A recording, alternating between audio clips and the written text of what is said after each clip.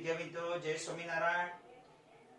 અને આગળના લેક્ચરમાં આપણે લંડન બળ વિશે અભ્યાસ કર્યો હતો કે લંડન બળ ક્યારે જોવા મળે, કેવા અણુઓ વચ્ચે જોવા મળે।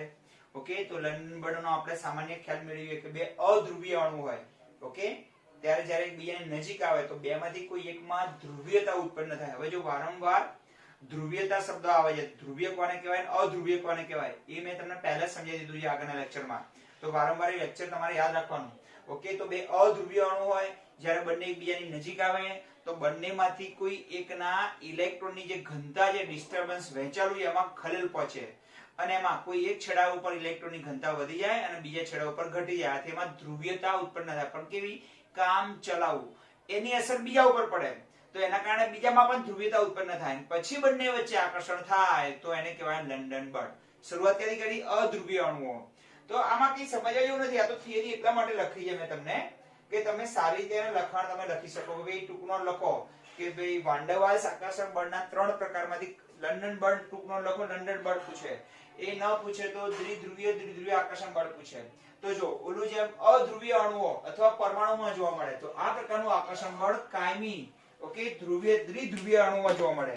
કાયમી એટલે પહેલેથી એમાં દ્વિધ્રુવીયતા હોય, એમાં આંશિક ધનભાર હોય અને આંશિક ઋણભાર હોય, તેવા અણુઓ જેવા કે NH3, H2O, HCl, NH3 ભાઈ H2O પણ મૂકી શકો તમે, શું આવશે? H2O, ઓકે, NH3 અને H2O વગેરેમાં વચ્ચે જો લાગુ પડે છે, ઓકે ઓકે, અહીં આપો જગ્યા નથી એટલે આપણે બે લખીએ, ચલો વચ્ચે લાગુ પડે છે। કાયમી ધ્રુવીયતા અણુઓ, કાયમી ધ્રુવીય અણુ કયો હોય?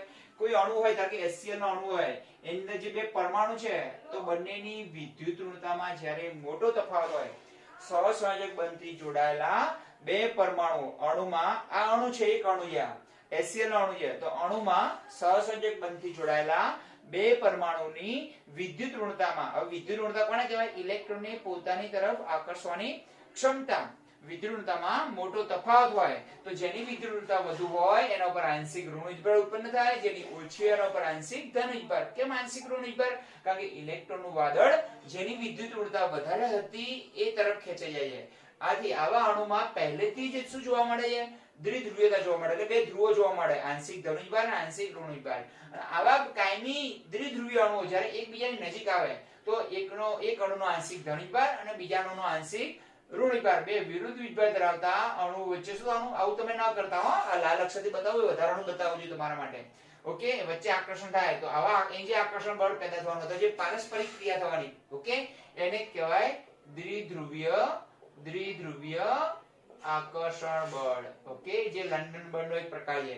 તો આ પ્રકારનું આકર્ષણ બળ એ લંડન બળ કરતા વધુ પ્રબળ હોય, કેમ કે ઓલામાં તો ધ્રુવીયતા કામ ચલાવવું હોય છે, જ્યારે આમાં પરમેનન્ટ હોય છે, કાયમી હોય છે, અને આથી એમાં વધુ પ્રબળ રીતે આકર્ષણ થાય છે।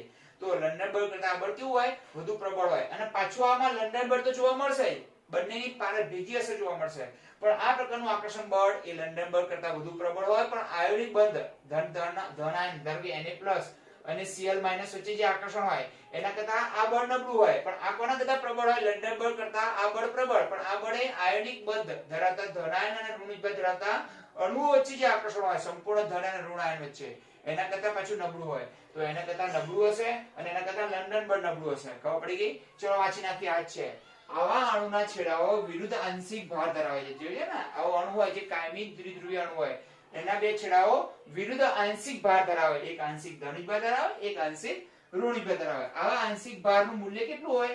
1.90 ઇલેક્ટ્રોન ઉપર જે વીજભાર જોવા મળે ને, તો 1.6 × -90 કુલમ કરતા પણ ઓછું હોય, તો એક બાજુ 1.6 × -90 કુલમ કરતા ઓછું પ્લસ હશે અને બીજી બાજુ એટલું જ પણ માઈનસ હશે, ઓકે। આ કુલમ છે ને એ વીજભાર ભાર, ઓકે, ભાર માપવાનો એકમ છે। આવા કાયમી દ્વિધ્રુવીય અણુઓના આંશિક વિરુદ્ધ આંશિક ભારવાળા છેડાઓ વચ્ચે જે પારસ્પરિક ક્રિયા અનુભવે તો એને આકર્ષણ અનુભવે, ઓકે। આવા કાયમી ધ્રુવીય અણુના વિરુદ્ધ આંશિક વીજભાર ધરાવતા છેડાઓ વચ્ચે જે આકર્ષણ ઉત્પન્ન થાય, ઓકે, તો આવા આકર્ષણ અનુભવે તો જેને જ કહેવાય દ્વિધ્રુવીય આકર્ષણ બળ કહેવાય। તો HCl ના અણુઓ વચ્ચે આકૃતિમાં દર્શાવ્યા પ્રમાણે દ્વિધ્રુવીય પારસ્પરિક ક્રિયા દર્શાવે છે। આ બળ લંડન બળ કરતા વધુ પ્રબળ હોય છે, અને આવા પરંતુ આયન વચ્ચેની પારસ્પરિક ક્રિયા કહો તો ચાલે ને, આકર્ષણ કરતા નિર્બળ હોય છે। તો સંપૂર્ણ ધન આયન અને ઋણ આયન હોય, જેમ કે Na+ અને Cl- એના વચ્ચે જે આકર્ષણ જોવા મળે એના કરતા આ બળ કેવું હોય? થોડું નબળું હોય અને એ કોના કરતા પાછું પ્રબળ હોય, લંડન બળ કરતા વધારે હોય. તો આયનો વચ્ચે સંપૂર્ણ ધનાયન અને સંપૂર્ણ ઋણાયન એના વચ્ચે જે આકર્ષણ બળ હોય એના કરતા આવા અણુ વચ્ચેનું આકર્ષણ બળ નબળું હોય. ઓકે, પણ એ કોના કરતા પ્રબળ હોય, તો લંડન બળ કરતા દ્વિધ્રુવીય પ્રબળ અને દ્વિધ્રુવીય કરતા આયનો વચ્ચેનું આ પારસ્પરિક ક્રિયા તો ચાલે અને આકર્ષણ બળ તો પણ ચાલે. તો દ્વિધ્રુવ વચ્ચેનું આકર્ષણ બળ અંતર વધતા ઘટે છે. જેમ આ બે HCl અણુ બે થી દૂર જાય, ઓકે, બે છેડા આંશિક ધનિક ભાર અને આંશિક ઋણિક ભાર બંને વચ્ચેનું જેમ અંતર વધે એમ પાછું આકર્ષણ ઘટે. તો સિમ્પલ નિયમ છે. ઓકે, અહીં પારસ્પરિક ઉર્જા એ દ્વિધ્રુવ વચ્ચેના અંતરના વ્યસ્ત પ્રમાણ હોય. એટલે આ જે પારસ્પરિક ક્રિયા તો ચાલે ને આકર્ષણ બળ તો ચાલે. આ આકર્ષણ બળ છે એ બંને વચ્ચેના અંતરના વ્યસ્ત પ્રમાણમાં. કેમ? જેમ અંતર વધે એમ ઘટે, એક વધે બીજું ઘટે. આ બળ આ વચ્ચે બંને વચ્ચેનું આકર્ષણ બળ, તો આ બંને છેડા વચ્ચેનું અંતર જેમ વધે એમ આકર્ષણ બળ ઘટે. તો એકબીજાના કેવા થયું, અંતર અને આકર્ષણ બળ કેવું થયું, એકબીજાના વ્યસ્ત પ્રમાણમાં થયું. હવે સ્થિર ધ્રુવીય અણુ હોય, ઓકે, જો સ્થિર હોય, ચલિત ન હોય, તો વચ્ચે દ્વિધ્રુવીય આકર્ષણ બળ એ અંતરના ઘનમૂળના વ્યસ્ત પ્રમાણમાં હોય છે. 1/r³ લખ્યું છે. આ છે એ બંને છેડા વચ્ચેનું અંતર છે ને સમપ્રમાણમાં હોય. એટલે બળ, ઓકે, બળ સમપ્રમાણ છે 1/r³ એમ હોય. ક્યારે? કેવા અણુ માટે? સ્થિર ધ્રુવીય અણુ માટે. પણ ઘૂમતા હોય, ચલિત જે હોય એમના માટે કેવું હોય? 1/, ઓકે, અંતરના ષષ્ઠ ઘાતના સમપ્રમાણમાં હોય છે. તો બળ છે એ બળ સમચલન છે 1/r6 હોય છે અને અહીંયા 1/r³ હોય છે. ઓકે, અને જે r એ બે કાયમી ધ્રુવીય અણુઓ વચ્ચેનું અંતર છે. આવા અણુઓ વચ્ચે દ્વિધ્રુવીય પારસ્પરિક ક્રિયા તો જોવા મળશે જ. ઓકે, એટલે દ્વિધ્રુવીય આકર્ષણ તો જોવા મળશે, એ સિવાય લંડન બળ પણ અહીં જોવા મળશે. ઓકે, તો બંને બળની ભેગી અસર જોવા મળે. આથી જે લંડન બળ કરતા વધુ પ્રબળ હતું, લંડન બળ કરતા દ્વિધ્રુવીય આકર્ષણ બળ પ્રબળ અને એના કરતા વધુ આયનો વચ્ચેનું આકર્ષણ બળ વધુ પ્રબળ હોય. તો મિત્રો આના પછી છેલ્લો પ્રકાર બાકી રહે છે. ઓકે, પહેલું આવ્યું લંડન બળ આવ્યું, બીજું દ્વિધ્રુવીય આકર્ષણ બળ અને ત્રીજો પ્રકાર જોઈ લઈએ આપણે. એથી આપણે વાન ડર વાલ્સ આકર્ષણ બળના ત્રણ પ્રકાર કેવા થઈ જાય? પૂરા થઈ જાય.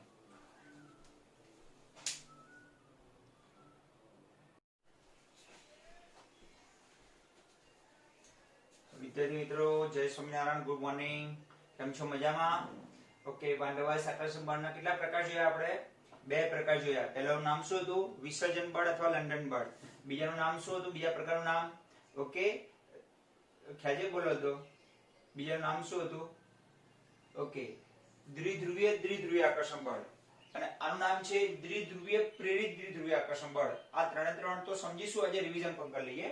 હવે આ આકર્ષણ બળ ક્યારે જોવા મળે? તો જેમ આગળનું જે આકર્ષણ બળ હતું ક્યારે જોવા મળે? કાયમી ધ્રુવીય અણુ હોય એમાં, જેની અંદર ધ્રુવીયતા. હવે જો વારંવાર એક શબ્દ તમારી સામે આવતો જાય છે, ધ્રુવીયતા કોને કહેવાય? તો તમને ખબર જ પડી જોઈએ કે ધ્રુવીય અણુ કોને કહેવાય અને અધ્રુવીય અણુ કોને કહેવાય. ઓકે, ચલો ધ્યાન આપો. જ્યારે અણુમાં બે પરમાણુ હોય અને બંને પરમાણુની વિદ્યુત ઋણતામાં મોટો તફાવત હોય, તો જેની વિદ્યુત ઋણતા વધારે હોય એના ઉપર આંશિક ઋણિક બળ ઉત્પન્ન થાય, જેની ઓછી હોય એના પર આંશિક ધનિક બળ ઉત્પન્ન થાય. વિદ્યુત ઋણતા એટલે ઇલેક્ટ્રોનને પોતાની તરફ આકર્ષવાની ક્ષમતા, b ની વધારે છે વિદ્યુત ઋણતા, આથી એ ઇલેક્ટ્રોનને પોતાની તરફ આકર્ષી લેશે. આથી આની પર ઇલેક્ટ્રોનની ઘનતા વધી જશે. આથી આના પર આંશિક ઋણિક બળ ઉત્પન્ન થાય છે, આના પર આંશિક ધનિક બળ ઉત્પન્ન થાય છે. આથી આ અણુ ધ્રુવીય બની જાય છે. ઓકે, તો આ પ્રકારનું આકર્ષણ બળ ક્યારે જોવા મળે? તો આ પ્રકારનું આકર્ષણ બળ કાયમી દ્વિધ્રુવીયતા ધરાવતા ધ્રુવીય અણુઓમાં. ઓકે, કોની વચ્ચે જોવા મળે? એક તો ધ્રુવીય અણુઓ, પણ કેવા? કાયમી ધ્રુવીય હોય. જો હું રેડ પેન થી એટલા માટે લખું છું, વધારે લખું છું, જેની અંદર પહેલેથી ધ્રુવીયતા જ હોય, જેમ કે HCl છે, NH3 છે. અને અધ્રુવીય અણુ, ઓકે, જેનું ઇલેક્ટ્રોનનું વાદળ કઈ રીતે વહેંચાયેલું હોય? એક સમાન રીતે વહેંચાયેલું હોય. ઓકે, બિલકુલ પરફેક્શન ગોળ કરીએ આપણે એટલે ખ્યાલ આવી જાય તમને. ઓકે, કે જેનું ઇલેક્ટ્રોનનું વિદ્યુત વાદળ કઈ રીતે વહેંચાયેલું હોય? એક સમાન રીતે વહેંચાયેલું હોય. એવા અણુ, આનું ઇલેક્ટ્રોનનું વાદળ આ રીતે એક સમાન રીતે વહેંચાયેલું હોય. તો આવા અણુને કેવો અણુ કહેવાય? ઓકે, અધ્રુવીય અણુ. અને આને કહેવાય ધ્રુવીય અણુ. આ બે વચ્ચે જ્યારે આકર્ષણ પેદા થાય તો એને કહેવાય દ્વિધ્રુવીય પ્રેરિત દ્વિધ્રુવીય આકર્ષણ બળ. કેમ એવું નામ આપ્યું? કારણ કે આ પહેલેથી ધ્રુવીય હતો. ઓકે, એની બાજુમાં જ્યારે કોઈ અધ્રુવીય અણુ આવે, કેવો અણુ આવે? અધ્રુવીય અણુ. તો આના કારણે આનો ચેપ, કહે ને કે એક કેરી સડેલી હોય તો ટોપલીની બીજી કેરીઓમાં સડો લાગે છે. ખ્યાલ આવ્યો ને? એકની અસર બીજા ઉપર થાય. તો આ ધ્રુવીય હતો, આ અધ્રુવીય હતો, જેનું ઇલેક્ટ્રોનનું વાદળ એક સમાન રીતે વહેંચાયેલું હતું. પણ જ્યારે આવો અધ્રુવીય અણુ, કેવો અણુ? અધ્રુવીય અણુ, ધ્રુવીય અણુની નજીક આવે તો આવા અધ્રુવીય અણુમાં પણ ધ્રુવીયતા પ્રેરિત થાય. કેમ? આના કારણે અહીંયા જોવા મળશે. હવે જે છેડા ઉપર આંશિક ઋણ વીજભાર હોય એના ઉપર આંશિક ધન વીજભાર રહેવાનો, એટલે ધન વીજભાર એની તરફ ખેંચાય ઋણ છેડા તરફ, અને ઋણ વીજભાર એનાથી દૂર જતો રહે. એટલે આમાં ધ્રુવીયતા પ્રેરિત થઈ હતી નહીં, આના કારણે અહીંયા આવી. ખ્યાલ આવી ગયો ને? માટે દ્વિધ્રુવીય અને આમાં પ્રેરિત દ્વિધ્રુવીય બળ ઉત્પન્ન થશે, પ્રેરિત ધ્રુવીયતા ઉત્પન્ન થઈ. ખબર પડી ગઈ? આ ધ્રુવીય આ અધ્રુવીય, જ્યારે આવા બે અણુ એકબીજાની નજીક આવે તો ધ્રુવીય અણુના કારણે અધ્રુવીય અણુમાં પણ ધ્રુવીયતા ઉત્પન્ન થાય, આને કહેવાય પ્રેરિત ધ્રુવીયતા. આના કારણે અહીંયા આવી. હવે આનો આંશિક ઋણ વીજભાર હોય એ છેડા ઉપર આંશિક ધન વીજભાર આવે અને એના વિરુદ્ધ છેડા ઉપર આંશિક ઋણ વીજભાર આવે, અને પછી બંનેના વિરુદ્ધ આંશિક ધ્રુવો વચ્ચે આકર્ષણ થાય. તો આ પ્રકારનું આકર્ષણ બળને દ્વિધ્રુવીય પ્રેરિત દ્વિધ્રુવીય આકર્ષણ બળ કહેવાય. તો જો તમારી પાસે કોન્સેપ્ટ આવી ગયો મિત્રો, પણ લખાણ પણ જોઈએ ને શબ્દો માટે. મેં તમને પહેલા કહ્યું હતું કે આપણે સરસ ઉદાહરણ ગઈ વખતે પણ આપ્યું કે મોરારી બાપુ જ્યારે કથા કરતા હોય, ઓકે, તો 10 દિવસ સુધી કથા ચલાવે અને આપણે કરવાની હોય તો 10 મિનિટમાં એનું ફેંડલું વળી જાય. ખ્યાલ આવી ગયો ને? આપણી પાસે શબ્દો જ ના હોય બોલવા માટે. તો હવે સારા સારા શબ્દો તમારી પાસે થિયરીમાં લખવા માટે હોવા જોઈએ. તો જો આ પ્રકારનું આકર્ષણ બળ કોના વચ્ચે જોવા મળે? કાયમી ધ્રુવીય અણુ અને અધ્રુવીય અણુ વચ્ચે. હવે કાયમી ધ્રુવીય અણુઓ અધ્રુવીય અણુના વિદ્યુતીય તટસ્થ વાદળને વિકૃત કરી એને દ્વિધ્રુવીયતા પ્રેરિત કરે છે. કોણ? જે કાયમી ધ્રુવીય અણુ હોય એ અધ્રુવીય અણુ હતો એના વાદળમાં વિકૃતિ પેદા કરશે. ઇલેક્ટ્રોનનું વાદળ જે સમાન રીતે વહેંચાયેલું છે એમાં શું પેદા કરશે? વિકૃતિ પેદા કરી અને એમાં ધ્રુવીયતા લાવશે. કોણ? ધ્રુવીય અણુ અધ્રુવીય અણુના વાદળમાં વિકૃતિ પેદા કરશે અને એમાં પણ ધ્રુવીયતા પ્રેરિત કરશે, નહીં હોય પણ લાવશે એના કારણે. ઓકે, આમ અધ્રુવીય અણુમાં ધ્રુવીયતા શું થાય છે? પ્રેરિત થાય છે. અહીં પારસ્પરિક ક્રિયા ઉર્જા એટલે બંને વચ્ચેનું આકર્ષણ બળ, ઓકે, 1/r6 ને સમપ્રમાણમાં હોય. ઓકે, જે આ બે અણુ વચ્ચેનું અંતર તો બે આંશિક વિરુદ્ધ વીજભારો વચ્ચેનું અંતર છે. ઓકે, અધ્રુવીય અણુમાં ઉત્પન્ન થતી પ્રેરિત દ્વિધ્રુવીયતાની ચાક માત્રા બંને અણુ વચ્ચેની ધ્રુવીભવનીયતા પર આધાર રાખે છે. ઓકે, કેટલું પોલરાઇઝેશન થાય છે બંને વચ્ચે, કેટલું પોલરાઇઝેશન થાય છે, કેટલો ધન વીજભાર ને કેટલો વધુ, જેટલો ધન ને ઋણ વીજભાર ઉત્પન્ન થાય કેટલું પોલરાઇઝેશન વધુ થાય તો બંને વચ્ચેનું આકર્ષણ બળ છે એની માત્રા કોના પર ડિપેન્ડ કરશે? તો જો દ્વિધ્રુવીય ચાક માત્રા. ઓકે, આની અંદર કેટલી ચાક માત્રા ઉત્પન્ન થશે? જે અધ્રુવીય અણુ હતો ને આની અંદર ઉત્પન્ન થઈ, ખબર છે ને? શું ઉત્પન્ન થાય છે? પ્રેરિત દ્વિધ્રુવીય ચાક માત્રા. કોના પર આધાર રાખે છે? કેટલી આમાં આનું ધ્રુવીભરણ કેટલું થશે? ઓકે, આમાં કેટલું ધ્રુવીયતા ઉત્પન્ન થશે એ કોના પર આધાર રાખે છે? બંનેની ધ્રુવીભવનીયતા ઉપર આધાર રાખે છે. બંનેની ધ્રુવીભવનીયતા ઉપર આધાર રાખે છે કે આની અંદર કેટલી ચાક માત્રા ઉત્પન્ન થશે. કોઈ પણ અણુ જ્યારે અધ્રુવીય અણુ ધ્રુવીય બને તો એની અંદર દ્વિધ્રુવીય ચાક માત્રા ઉત્પન્ન થાય. ઓકે, જેને મ્યુ કહેવામાં આવે છે. એ ચાક માત્રા ગણવાનું સૂત્ર પર બોર મેગ્નેટ્રોનમાં ગણાય. આપણે ભણી ગયા, આ બધું ક્યાં ભણી ગયા? આગલી થિયરીઓમાં ભણી ગયા. હવે છે ને ચાક માત્રા. ઓકે, કોઈ પણ અણુ ધ્રુવીય હોય, ઓકે, તો એની અંદર દ્વિધ્રુવીય ચાક માત્રા હોય. તો આ તો અધ્રુવીય હતો, એમાંથી કેવો બની ગયો? ધ્રુવીય બની ગયો. તો એની અંદર ચાક માત્રા ઉત્પન્ન થશે. એ ચાક માત્રા કોના ઉપર ઉત્પન્ન કરે? આ બંને વચ્ચેની ધ્રુવીભવનીયતા ઉત્પન્ન કરે. એ સિવાય આ બંને વચ્ચે કયું બળ જોવા મળશે? લંડન બળ પણ જોવા મળશે. તો સૌથી પ્રબળ આકર્ષણ બળ કયું આવશે? કે તો એ દ્વિધ્રુવીય આકર્ષણ બળ. એના પછી ઓછું એનાથી નબળું કયું? તો દ્વિધ્રુવીય પ્રેરિત દ્વિધ્રુવીય આકર્ષણ બળ. અને એનાથી નબળું લંડન બળ છે. ઓકે, હવે ત્રણ બળનો આપણે સાર જોઈ લઈએ શું કહેવા માંગે છે. ઓકે, આકૃતિ એમને એમ રાખીએ, ત્રણ આકૃતિ આપણે જોઈ લઈએ એટલે ખ્યાલ આવી તમને.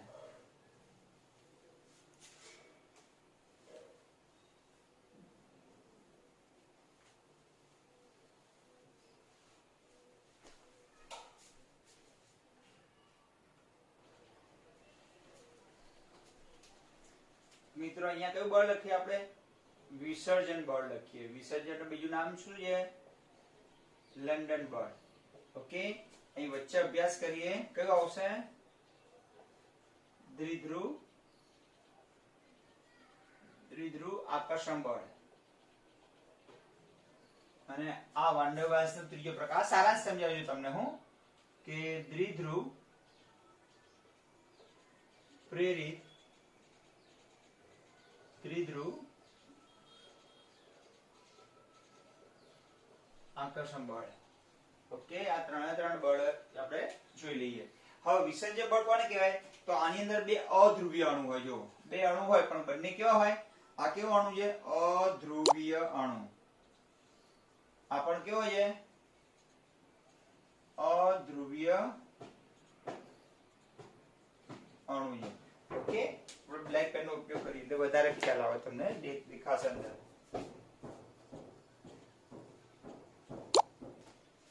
આની અંદર કોના વચ્ચે આકર્ષણ જોવા મળે? બે અધ્રુવીય અણુઓ વચ્ચે. આ કેવો અણુ છે? અધ્રુવીય અણુ. આ પણ કેવો છે? અધ્રુવીય અણુ. આ પ્રકારનું આકર્ષણ ક્યાં જોવા મળે? બે ધ્રુવીય અણુઓ વચ્ચે. જેમ કે HCl પહેલેથી કાયમી ધ્રુવીય અણુ કહેવાય. કેવું કહેવાય? કાયમી ધ્રુવીય અણુ. આ પણ કેવો છે? કાયમી ધ્રુવીય અણુ. ઓકે, આ અણુ કેવો છે? ઓકે, જેમાં એક ધ્રુવીય હોય અને એક કેવો હોય? અધ્રુવીય હોય. એક કાયમી ધ્રુવીય હોય અને એક હોય અધ્રુવીય અણુ. હવે આ પ્રકારનું આકર્ષણ બળ છે. હવે આમાં કેવું થાય? જો જ્યારે આવા બે અણુ અધ્રુવીય અણુ એકબીજાની નજીક આવે અને આપણે એ કહીએ, આને આપણે બી અણુ કહીએ, તો શું થાય? આનું ઇલેક્ટ્રોનનું વાદળ કઈ રીતે વહેંચાયેલું? એક સમાન રીતે. આમાં પણ એક સમાન રીતે, એટલે કોઈ પણ પ્રકારની ધ્રુવીયતા અંદર જોવા મળે નહીં. અને જ્યાં સુધી અણુની અંદર ધ્રુવીયતા ઉત્પન્ન ન થાય ત્યાં સુધી આકર્ષણ ઉત્પન્ન ન થાય. તો આવા બે અણુ જ્યારે એકબીજાની અધ્રુવીય અણુ જ્યારે એકબીજાની નજીક આવે તો બેમાંથી કોઈ એકના ઇલેક્ટ્રોનના વાદળમાં વિક્ષેપણ થાય. વિક્ષેપણ થવું એટલે ખલેલ પહોંચવી, અને કોઈ એક તરફ ઇલેક્ટ્રોનની ઘનતા વધી જાય અને એક તરફ એની ઉણપ સર્જાય. હવે આવું તમને ત્યાં જોવા મળશે કે અહીંયા ધારો કે આ બાજુ એક છેડા તરફ ઓકે ઇલેક્ટ્રોનની ઘનતા વધી ગઈ એટલે એના ઉપર આંશિક ઋણ વિભવ ઉત્પન્ન થશે. અહીંયા આંશિક ધન વિભવ ઉત્પન્ન થયો. ખબર પડી ગઈ? આને ધ્રુવીયતા ઉત્પન્ન થઈ. કેમ? જ્યારે બંને નજીક આવ્યા એટલે બંનેમાંથી કોઈ એકમાં શરૂઆત થઈ અને એના કારણે બીજો અણુ પણ કેવો બની શકે? એની અંદર પણ ધ્રુવીયતા પણ કેવી? કામ ચલાવું એટલે થોડા સમય માટે ઉત્પન્ન થશે. હવે આનો જે બાજુ આંશિક ઋણ વિભાર હતો એનો આંશિક ધન વિભાર ઉત્પન્ન થશે અને ઇલેક્ટ્રોન એનાથી દૂર જતા રહેશે અને પછી બંનેના અસમાન આકર્ષણ થાય વિદ્યુત ધ્રુવો વચ્ચે. તો એને આ પ્રકારનું વિસર્જન બળ કહેવાય. હવે આને કામ ચલાવું કેમ છે? અને આ પ્રકારનું બળ વિસર્જન બળને કે જેની પ્રબળતા બહુ ઓછી કેમ હોય છે? કારણ કે આ બળ કામ ચલાવવું હોય છે. એટલા માટે કે જ્યારે આ બે અણુ એકબીજાથી દૂર જતા રહે તો પાછી એમની ધ્રુવીયતા નાશ પામે અને પાછા અધ્રુવીય બની જાય તો આકર્ષણ બળ રહેતું નથી. માટે સૌથી નબળું બળ ગણાય છે. એનાથી થોડું સૌથી પ્રબળ બળ કયું હોય? તો કાયમી ધ્રુવીય અણુ, ધારો કે H+ અને Cl-. ઓકે, આના ઉપર પ્લસ ડેલ્ટા, આના ઉપર માઈનસ ડેલ્ટા. આ એવો અણુ છે જે કાયમી ધ્રુવીય અણુ છે. કેવો અણુ છે? કાયમી, જેની અંદર કુદરતે ધ્રુવીયતા પહેલેથી જ મૂકેલી છે. ધ્રુવીયતા એટલે બંનેની વિધુરણતામાં મોટો તફાવત છે. ઓકે, હવે આના બે અસમાન ધ્રુવો વચ્ચે શું થાય? ખાલી આકર્ષણ થાય. તો એને કહેવાય દ્વિધ્રુવીય આકર્ષણ બળ. આ સૌથી પ્રબળ બળ હોય, આ સૌથી નબળું બળ હોય, આ મધ્યમાં રહે. ઓકે, ચલો એક અણુ ધ્રુવીય હોય એના ઉપર એ ધારો કે ઉપર આંશિક ધન વિભાર હોય, બી ઉપર આંશિક ઋણ વિભાર, અને આનું વાદળ કઈ રીતે વહેંચાયેલું હોય? એક સમાન રીતે વહેંચાયેલું હોય. પણ જ્યારે આવા બે અણુ એકબીજા નજીક આવે તો આની ધ્રુવીયતાને અસર એના બીજા અણુ એની ધ્રુવીયતા, આ એ અણુ છે ધારો કે આ બી અણુ છે તો એની ધ્રુવીયતાની અસર અણુ બી ઉપર પડશે અને બી પણ કેવો બની જશે? ધ્રુવીયતા ઉત્પન્ન થશે. તો એમાં આ પ્રકારની ધ્રુવીયતા ઉત્પન્ન થશે. A+ ડેલ્ટા અને B- ડેલ્ટા. આ બાજુ ઉત્પન્ન થશે પ્લસ ડેલ્ટા અને માઈનસ ડેલ્ટા, અને પછી એના બંનેના અસમાન ધ્રુવો વચ્ચે આકર્ષણ થશે. તો આ પ્રકારના આકર્ષણ બળને કહેવાય દ્વિધ્રુવીય પ્રેરિત ધ્રુવ. તો આ બે અધ્રુવીય અણુઓ વચ્ચે જોવા મળે, આ બે કાયમી ધ્રુવીય અણુ વચ્ચે જોવા મળે, અને આ એક કાયમી ધ્રુવીય અણુ હોય અને બીજો અધ્રુવીય અણુ હોય એની વચ્ચે જોવા મળે. આ પ્રકારના આકર્ષણ બળનું ઉદાહરણ આપવું હોય તો હાઇડ્રોજનનું આપી શકાય, બે પરમાણુનું આપવું હોય તો આપી શકાય, અથવા હાઇડ્રોજનના અણુમાં નાઇટ્રોજન, ઓક્સિજન આ બધા અણુ અધ્રુવીય અણુઓ વચ્ચે જોવા મળે. કોઈ પણ બે હાઇડ્રોજનના અણુ વચ્ચે, નાઇટ્રોજનના અણુ વચ્ચે આ પ્રકારનું આકર્ષણ બળ HCl, NH3 માં જોવા મળે જે કાયમી ધ્રુવીય અણુઓ છે. અને આ પ્રકારનું આકર્ષણ બળ HCl અને H2 વચ્ચે જોવા મળે, એક ધ્રુવીય અને એક અધ્રુવીય. તો આ બધું તમને MCQ માં પૂછાય તો તમારે લખી શકાય કે કઈ પેરમાં કયું બળ જોવા મળે છે. બરોબર મિત્રો? તો આમ આજે આપણે વાન ડર વાલ્સ આકર્ષણ બળના ત્રણ પ્રકાર જોયા. તો તમે ત્રણ પ્રકાર વાન ડર વાલ્સ આકર્ષણ બળ એટલે દુનિયામાં કોઈ પણ પદાર્થના બે અણુ વચ્ચે આકર્ષણ બળ હોય ને હોય. આપણે કહીએ કે આપણે અમેરિકાનો કોઈ વ્યક્તિ મળી જાય આપણે તો આપણી સાથે એક નાતો તો એની સાથે હોય, કયો માનવતાનો, એ તો ક્યાંય જવાનો નથી. ખ્યાલ આવે? પણ કેવું હોય? બહુ અલ્પ માત્રામાં હોય. આપણું પોતાનું સ્વજન હોય તો વધારે માત્રામાં હોય એની તરફ આકર્ષણ આપણને. ઓકે, તો આ પ્રકારનું આકર્ષણ બળને વાન ડર વાલ્સ આકર્ષણ બળ કહેવાય. કેમ ઉદ્ભવે, ક્યારે ઉદ્ભવે, તો થોડી આગળની થિયરી રિવિઝન કરી નાખવાની. જો મિત્રો નવું તૈયાર ના થાય તો ચાલશે, પણ જૂનું રિવિઝન થવું જોઈએ. જે આવડે છે પરફેક્ટ આવડવું જોઈએ. નવી થિયરી કરી જશે તો ચાલશે તમારા માટે. તો તમારે પહેલા સ્ક્રીનશોટ પાડવાનો, થિયરી લખી નાખવાની, લખ્યા પછી ફરીવાર વિડિયો જોવાનો, અને ફરીવાર તો નહીં જોવાનું, પહેલી વાર જ જોવાનું થશે. પહેલા તો સ્ક્રીનશોટ પાડી દેવાનો તમારે, થિયરી આખી લખી પછી જ વિડીયો જોતું જવાનું અને ચોપડી સાથે એને મેચ કરતું જવાનું કે સર શું કહી રહ્યા છે, તો તમારી એકાગ્રતા જળવી રહેશે. બરાબર. 3H ભેગા થશે ને, હાર્ટ, હેન્ડ અને હેડ. હાર્ટ, હેન્ડ અને હેડ 3H ભેગા થશે તો જ તમને ખરું શિક્ષણ ત્યાં જોવા મળશે. ખ્યાલ આવી ગયો? ચલો મિત્રો, બધાને જય સ્વામિનારાયણ.